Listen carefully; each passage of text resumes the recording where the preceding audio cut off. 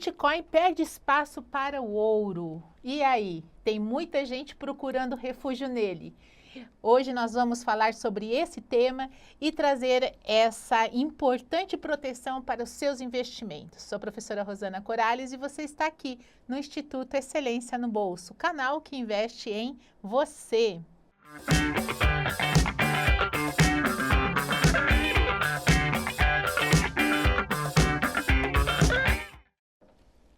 Essa semana vi essa reportagem sobre o Bitcoin perdendo espaço para o ouro e que muitos investidores estão buscando um refúgio justamente por causa disso que tem se falado hoje, que o presidente Trump falando sobre taxas em relação a uma guerra comercial.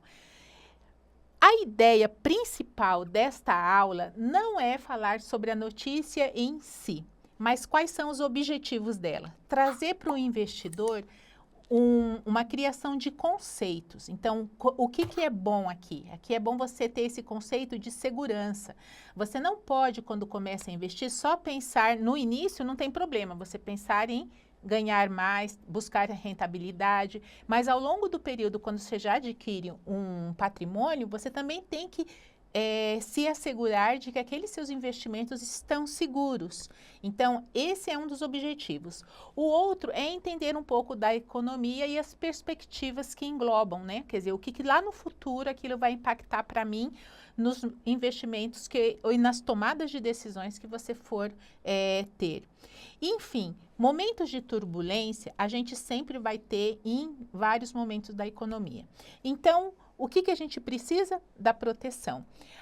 Rosana, a única forma de se proteger é investir em ouro? Não, não é a única das formas, mas é uma das formas tradicionais que sempre se buscou. Mesmo quem não investia propriamente como nós em bolsa, em renda fixa, é uma coisa que sempre se fez ao longo da vida. A primeira ideia sobre conceito que eu queria trazer para vocês é justamente isso, né? O investidor iniciante, quando ele começa visando em buscar boas taxas, bons retornos. Dependendo do perfil seu, se você é aquele perfil conservador, um moderado ou arrojado, você também vai buscar mais risco pensando no maior retorno. Não tem problema. E diante disso, o que você tem que entender?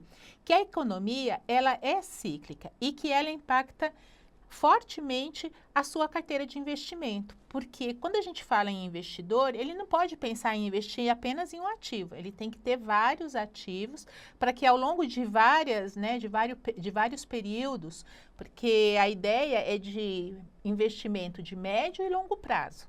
Então, eu não vou investir esse ano pensando só daqui o ano que vem eu vou ter X. Não, a ideia é que você tenha, né, o investidor ele tem uma carteira diversificada para que ela possa ter um patrimônio e que lá no futuro ele possa viver de renda com o patrimônio adquirido pelos investimentos. Sendo assim, a economia, a gente tem que entender que ela é cíclica. Então, hoje nós temos uma economia aquecida, então o mercado de trabalho está forte, cada vez contratando mais gente, empresas novas surgindo.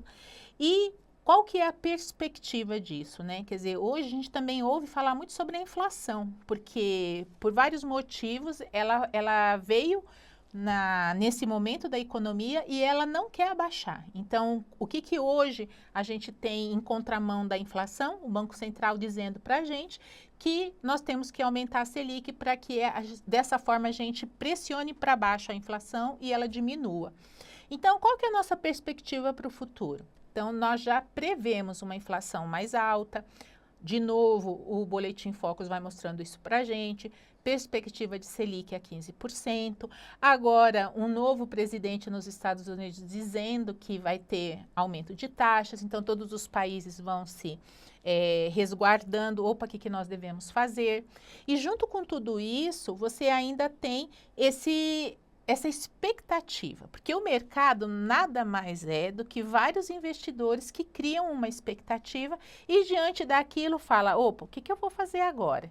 Então, a turbulência é tanta que, por exemplo, a Bolsa de Valores, quando veio em baixa e a Selic começou a aumentar, é normal acontecer que muita gente sai da renda variável e vai para a renda fixa. Por quê? Porque lá é mais seguro, corro menos risco, está pagando bem. Então, muito investidor faz esse movimento. E, justamente, é uma das formas, às vezes, de se proteger também.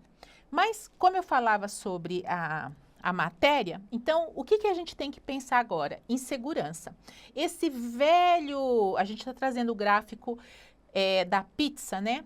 Então, assim, é um velho conhecido nosso, já trouxemos outras vezes falando sobre a carteira ideal para o investidor, independente se ele é arrojado, se ele é conservador, se ele é moderado, o que ele tem que ter? Ele tem que ter uma diversificação. Isso também é segurança. É uma das coisas que a gente sempre toca no assunto. Por quê, Rosana? Porque durante a histórica trajetória dos investimentos, olhando, né, o histórico para trás, o que você vê? Você vê, às vezes, algumas ações fazendo uma rentabilidade melhor, às vezes você vê os fundos imobiliários melhor, outras vezes, como é o momento atual, uma renda fixa pagando muito, títulos públicos a 15%, que é o que a gente está precificando a Selic, tipo, o mercado inteiro já tem isso, 15% lá no futuro, porque a segurança, né? E outra coisa, muita gente buscando também o internacional. Então, por quê? Porque a nossa moeda, ela não é uma moeda forte, nós sabemos disso, né? Há pouco tempo o dólar bateu as suas máximas históricas. E o nosso real, nós temos essa consciência da desvalorização, de quando ele foi criado até o momento atual. Então, diante de tudo isso, qual que é a forma de eu me proteger? Primeiro ponto, a diversificação. Dentro dela, depois de você ter uma carteira já bem diversificada, ter títulos públicos, que está dentro da renda fixa, o investimento unânime, aonde você tem essa soberania, então você tem essa segurança, porque se alguma coisa vier a dar errada no país, o último a dar errado vai ser o Tesouro Nacional.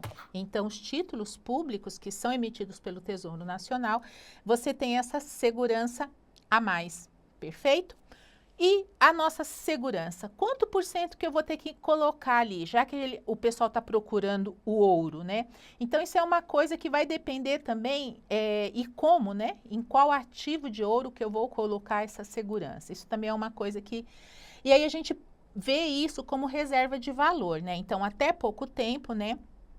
Ainda não é unânime essa ideia que traz nessa notícia que eu li, onde o Bitcoin ele sempre foi frequentemente descrito como essa reserva de valor, justamente porque ele é similar ao ouro, devido a essa escassez que é programada. Então, você vai minerando, né? Então, a oferta do Bitcoin, ela é limitada a 21 milhões de unidades. Depois disso, acabou. E sendo assim, o pessoal vê que a criptomoeda não tem correspondido a essa expectativa. Como eu disse, é a visão de alguns. Já por outro lado, o apelo duradouro do ouro em períodos de turbulência é um fato. Sempre foi assim. No momento de crise, o que o pessoal faz? Compra ouro. E quando não existia bolsa de valores, também era assim. Bom, e não só isso é verdade, como a gente traz esse gráfico, né, mostrando esse gráfico do ouro, né, ao longo de 1999 a 2021. E nele você vê que o ouro, ele teve momentos de alta, picos enormes, mas também teve momentos de baixa. Ah, Rosana, mas você não falou que ele é proteção? Sim, ele te protege, porque ele sempre vai estar valendo, né? Vai ter, ainda que ele esteja algum tempo com uma menor cotação naquele momento. E aí as grandes elevações. Esse é até de 2021, e não trouxe até esse momento.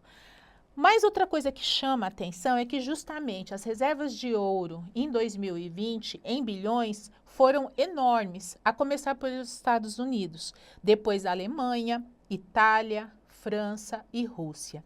Então, o que isso sinaliza para um bom investidor? Opa, olha aonde se busca uma reserva de valor, né? Olha o quanto que se busca. Ah, Rosana, mas também fazem isso do Bitcoin.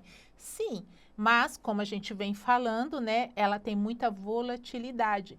E dentro do ouro, as pessoas têm mais esse consenso de uma coisa mais equânime. Bom, e o que de fato é importante para você e para mim? Como que a gente investe no Brasil? Logicamente, a gente conhece o ouro físico que a gente pode comprar nas lojas. Existe essa vantagem que é muito fácil de adquirir, de diferentes formatos disponíveis. Mas tem aquela limitação, né? Que você não sabe qual que é, se é um meio mais seguro, pode acarretar custo com a custódia e proteção. Sujeito também a fraudes, vai saber se quem está te vendendo aquele ouro é ouro puro. Investimento. Para mim, um dos melhores é esse ETF do Gold 11. Você compra ele na Bolsa de Valores e é fácil de adquirir, tem um preço muito acessível, também fácil de vender quando você precisar. Sendo assim, qual que fica sendo a limitação? Possui uma taxa de administração que também não há controle sobre o índice, não há outro ETF disponível atualmente. Um fundo de investimento também é uma das formas que boas e seguras para você estar exposto, fácil de adquirir, tem uma alta capacidade de diversificação e uma coisa maravilhosa, que é a gestão profissional, ou seja, né, tem uma pessoa profissional para fazer as mudanças que se façam necessárias diante desses ciclos da economia que a gente falava. E fácil de vender. Limitação: possui uma taxa de administração que você vai pagar, né? Afinal, tem um gestor para isso. E também tem um pouco controle sobre o fundo, ou seja, é o gestor que vai fazer isso. Contratos de ouro futuro é uma outra forma, só que daí a possibilidade de ganho é no curto prazo. Então, vamos dizer, aí já não é como uma reserva de valor, mas como uma coisa mais especulativa. E o que traz de limitação? Exige um alto nível de conhecimento. Então, eu não sugiro isso para quem está iniciando. Desses todos, os que eu mais gosto é o Gold 11 e fundos de investimento. Tenho um muito bom na carteira e que hoje está me trazendo muita tranquilidade, mantendo a carteira no nível bom. Então, me diz aqui nos comentários, para você, já pensou em ter ouro na sua carteira? E se você tem, de que forma que você se expõe nela? Me conta aqui, tá bom? Até a próxima. Valeu!